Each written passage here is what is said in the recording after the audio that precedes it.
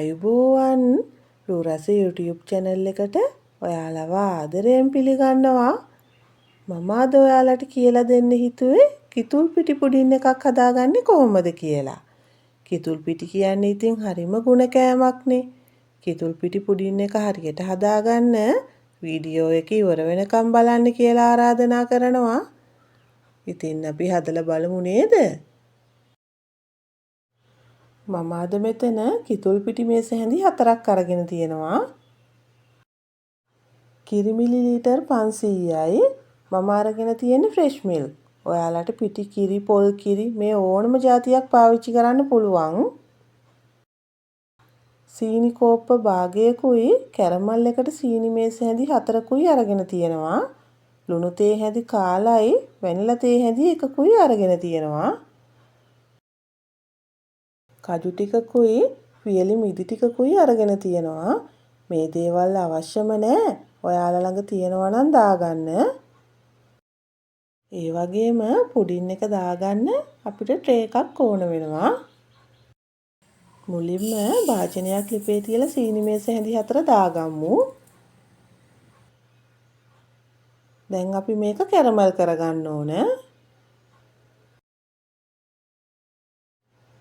මේ ගානට සීනි ටික දියවිගෙන එනකොට අපි මේ ටික හැන්දෙන් කලවම් කරගන්න ඕන.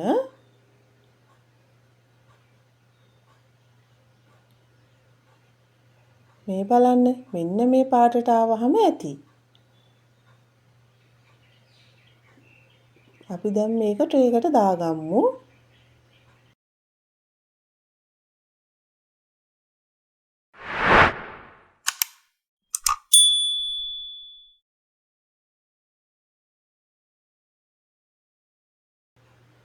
දැන් ට්‍රේ එක කරකවලා කැරමල් එක වටේටම ගාගන්න.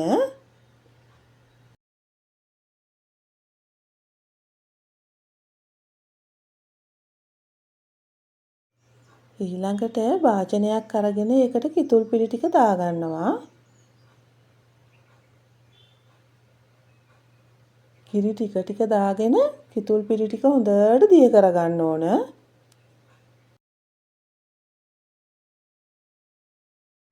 කිරි ටික දාගෙන කිතුල් පිටි ටික දිය කරගත්තාම කැටි ගැහෙන්නේ නැතුව අපිට මේ ටික දිය කරගන්න පුළුවන්.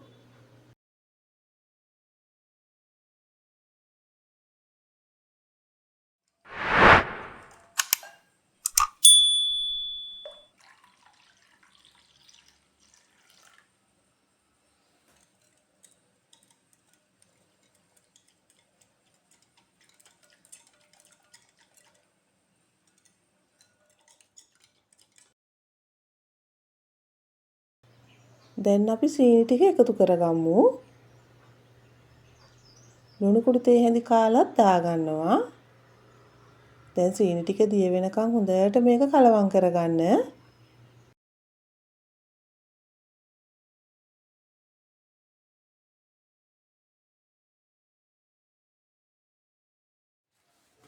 ඊළඟට අපි කිතුල් පිටි මිශ්‍රණය ලිපේ තියන්න පුළුවන් වාචනයකට පෙරාගමු.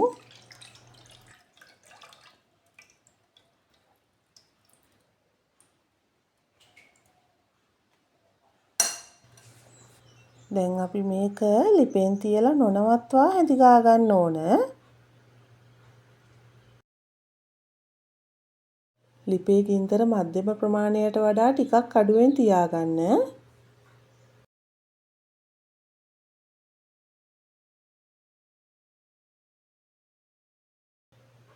දැන් වැනිලා තේ හැන්දත් එකතු කරගන්නවා. ඔයාලා මේ වෙලාවේ ලිපේ ගින්දර හොඳටම අඩු කරගන්න.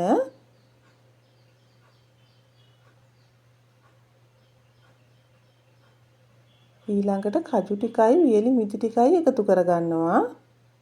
මේ දේවල් අවශ්‍යම නැහැ. ඔයාලා ළඟ තියෙනවා නම් දාගන්න. මේ වෙලාවේ ලිපේ ගින්දර හොඳටම අඩුවෙන් තියෙන්න ඕන. මේ බලන්න මෙන්න මේ ගානට උකු වුණාට පස්සේ පදම හරි. අපිට දැන් මේක ට්‍රේ එකට දාගන්න පුළුවන්. අපි දැන් මේක ට්‍රේ එකට දාගමු.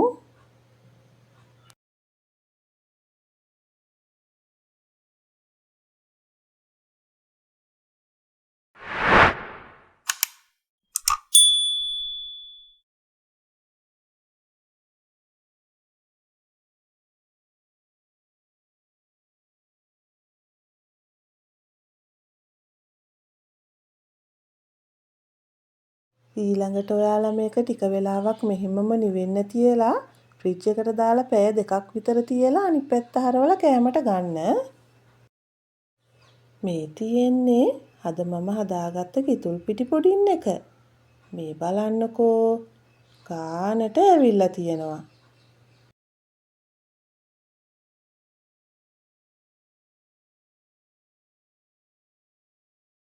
ඉතින් ඔයාලත් හදලා බලලා රස කොහොමද කියලා මට කියන්නකෝ. මගේ වීඩියෝ එක හොඳයි නම් ලයික් එකක් දාලා යාළුවන්ටත් බලන්න ෂෙයා කරන්න. ඔයා මගේ channel එකට අලුතෙන් එකතු වුණු කෙනෙක් නම් මාව subscribe කරන්නත් අමතක කරන්න එපා. මගේ වීඩියෝ එක බලපු ඔයාලට ගොඩාක් ස්තුතියි. තවත් මේ වගේ වීඩියෝ එකකින් අපි නැවත හමු වෙමු.